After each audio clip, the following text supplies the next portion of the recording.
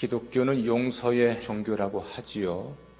예수님도 우리에게 기도를 가르치시면서 우리가 우리에게 죄 지은 자를 용서하여 준 것 같이 우리 죄를 용서하소서라고 기도하게 하셨죠. 우리가 해야 할 용서, 그리고 하나님께 받을 용서에 관한 예수님의 말씀입니다. 하지만 용서여라는 주제보다 우리가 잃어버린 것, 그러나 반드시 회복해야 될 것은 회개하는 것입니다. 어떤 사람은 용서를 위해서는 사죄가 전제되어야 한다 하지만 기독교의 용서는 그렇지 않기도 합니다.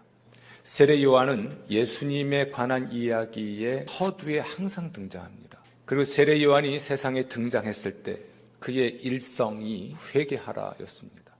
세례 요한의 외침이 그들의 폐부를 찔렀기 때문에 사람들은 혹시 그리스도가 아닐까? 이런 생각도 했습니다. 예수님께서 세상에 등장하셔서 첫 번째 하신 말씀 또한 회개하라, 천국이 가까이 왔다 였습니다. 요한계시록에 기록되어 있는 예수님의 마지막 말씀은 무엇이었을까? 그 메시지의 중심을 이루고 있던 말이 회개하라입니다. 2교회 빼고 아시아의 7교회 중에서 5교회가 이 메시지를 받게 되는데요. 회개하라. 그리고 회개하지 않으면 어떤 일이 있을지, 어떤 결과가 있을지 예수님이 말씀하셨죠. 세례 요한, 긴 침묵을 깨고 이스라엘 가운데 등장했던 선지자였죠. 그는 어머니의 뱃속에서부터 성령으로 충만했던 사람입니다. 그는 하나님을 위하여 구별된 사람인데요. 그가 할 일이 하나 있었습니다. 그것은 주를 위하여 세운 백성을 준비하는 일이었습니다. 그러니까 하나님의 백성을 만드는 일을 하러 온 것이죠.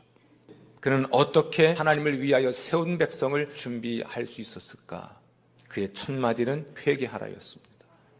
그리고 그 사람들 앞에서 나사렛 예수가 하나님의 아들 그리스도이시라고 소개했죠. 나사렛 예수가 하나님의 아들 그리스도이심을 믿으라라고 촉구했습니다. 회개와 믿음이 하나님의 백성이 될 수 있는 유일한 길이었던 것이죠. 예수님이 세상에 등장해서 세상의 구원을 위해서 외쳤던 그 첫 마디도 회개하라. 세상에 다시 오셔서 이 세상을 심판하실 것을 말씀하시면서 예수님의 재림을 준비해야 하는 교회들에게 주신 말씀의 근간을 이루는 것 또한 뭐하라? 회개하라. 회개하라. 그렇게 하지 아니하면 하나님이 심판하실 것에 대해서 엄중히 경고하셨다면 예수님의 초림, 예수님이 세상에 처음 오신 그때로부터 다시 오시는 그때까지 우리 그리스도인 개인과 교회의 가장 중요한 영성은 회개의 영성입니다.